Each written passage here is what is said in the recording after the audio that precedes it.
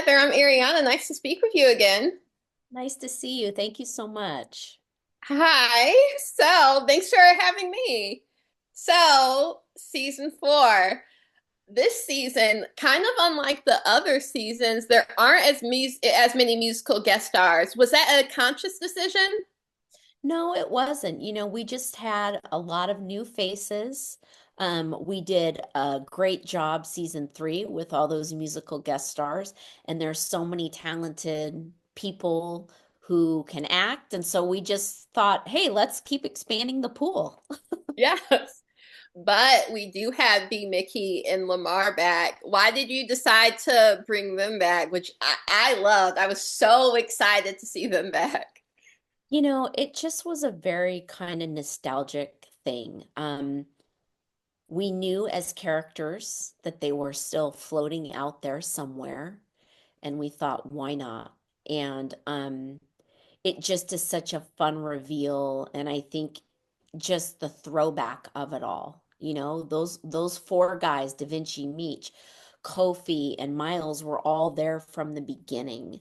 And so to give that back to the fans was a very exciting thing to do in the writers' room for us.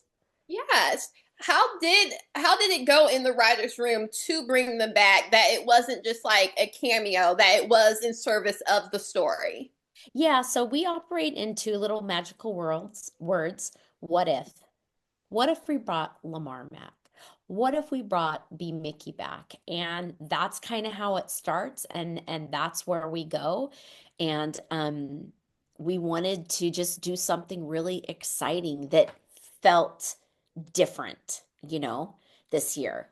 Um, and we just thought it would be bring great shizzle too. So excited for you to see where those storylines go this season for sure.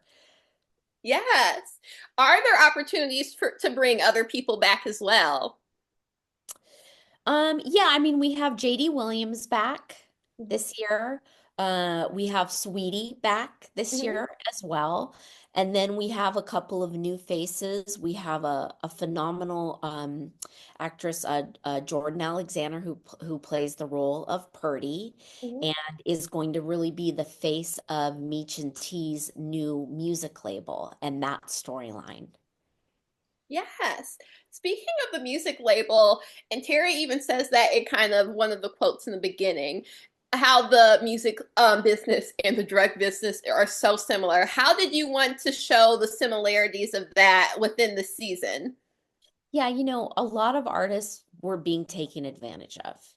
And you'll see that Meech was someone who could recognize someone's ability and also really foster it, which is so great. That's completely outside of the drug storyline. He's very protective of the artists.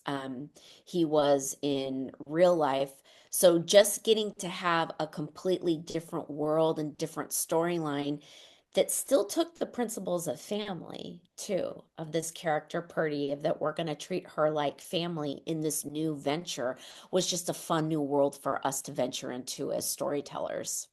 Yes. With Meech, why does he always have to save someone? I think that those family principles, you know, he sees people's potential and he has the power to do it, you know? And so often I think we see people that we want to help, but when you actually have the tools to do it and the power to do it and the means to do it or the money or the resources, that's where like the real impact can be. So I think it's really interesting. Yes, he was a drug kingpin, but his heart was really for people and fostering a family environment too. And so that's what makes him just so lovable as I think one of our heroes as well. Yes.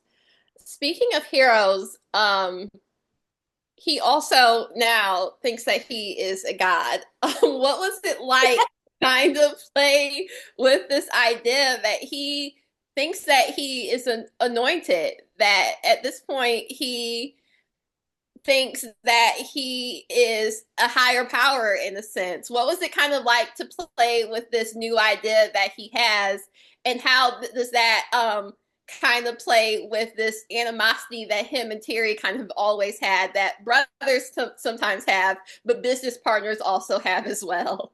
Yeah, so the Mexico storyline was actually based off true events, and there were prophecies. And part of our theme is also the enemy within. So when you have a goal, right? And now you think you're untouchable. He's survived getting shot by Lamar in season 2, right? Mhm. He's survived all these other things. He's beat Bryant over and over again. He's survived in other shootouts throughout our seasons past. And now you're given a prophecy. And so that makes you a little bit even more dangerous when you think that you're invincible. And the enemy within, from a plot standpoint, was really exciting for us as storytellers for a physical threat, but also that prophecy helped build the enemy within of, hey, I'm going to be doing these things that could actually be a little bit self-destructive as our hero, right? And so there's some self-destructive behavior and between both brothers that really helps drive the wedge and the conflict between them. Yeah, we start to see some vices kind of pop up that we see Meech um take drugs, which he usually doesn't, and it's just like, is there Mm-hmm. a potential for a drug problem? And then we see Terry, there is a nod, and I talked to eventually about this a little bit, that does he have a gambling problem? Does he have a bit of a food addiction? What was it like to kind of drop little hints of potential vices that could be their enemy within? Yeah, no, that was a lot of fun and also based on some research and things like that. And I think the show is very relatable. I mean, there's the family aspect I think that everyone can identify with, but addiction's a real thing, and addiction comes in all forms, not just with substances. So I think it's going to be very relatable for our audience to go, hey, that person has this problem, or oh, wait a minute, I recognize the signs of that. I think it just adds more authenticity and ways for our audience to tap into some of the themes too that our characters are dealing with. Yes. Also the family. It's interesting. And I always love when shows do that. Like, it's like, what if we gave our characters everything they've always wanted and then see how they actually deal with it? And that's with Lucille, Nicole, and Charles. What was it like to give them things that they've always wanted, and then it's just like, and then what? How would you actually deal with that? Yeah, and I think that's part of the enemy within theme too. So we get to see Charles experience some joy, which is really fun because their lives have been so heavy. And so that's one of the things as storytellers, hey, let's give a win and a loss and a win and a loss. And I think you're going to see that manifest itself in really interesting ways this season. And especially too, Lucille, for the enemy within, needs Charles to be out of the house to get what she wants too. So there's again like that literal, there's very literal and then there's very emotional enemy within storylines happening this season. Yes. We also see, and this just feels like a win, and I hope she doesn't get an L. So far, I haven't seen it. The evolution of Lawanda. It's Yeah. like finally, this girl is just not on the struggle bus. That her and Terry are in a good place, and she is actually the voice of reason. What was it like to have Lawanda even write it that she is kind of the voice of reason, and also the person that Nicole can go to and give like an honest point of view of what she's been seeing in this family for years? Yeah, I think Lawanda's such a special character, and she is the mother of T's kids. And it doesn't matter if Markeisha has him, she's got the bloodline, therefore she will always have the crown. And Sydney Mitchell is such a pleasure to work with. And so she and I, we actually had gone to brunch one day and just sat down and talked about her character and where we could go with it. You know, we do it in the writer's room, but it's also really fun to collaborate and just talk to some of our cast because they know their characters inside and out as well. So, we definitely have a W on its way, and then you'll see what happens. I just I just want her to win. um, I feel like this season was the first time that I was like, Lucille is kind of mean.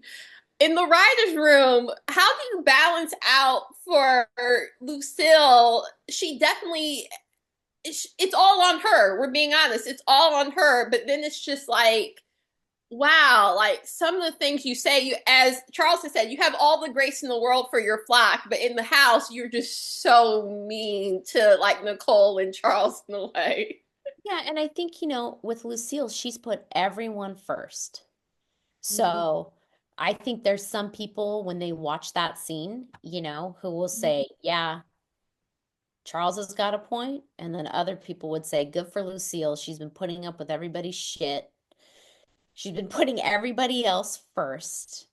And now she's putting herself first because at a certain point, too, it's like that thing. They have the access to everything because of the boys. They do have the access, but they have denied it over and over again. And I think a switch finally comes on of like, I don't just want to survive. They've just been surviving, right? It's okay for our characters to want to thrive. And then we mess it all up, you know? We put the obstacle in the way and it's just fun. It's a lot of fun and I'm excited for you to see it unfold.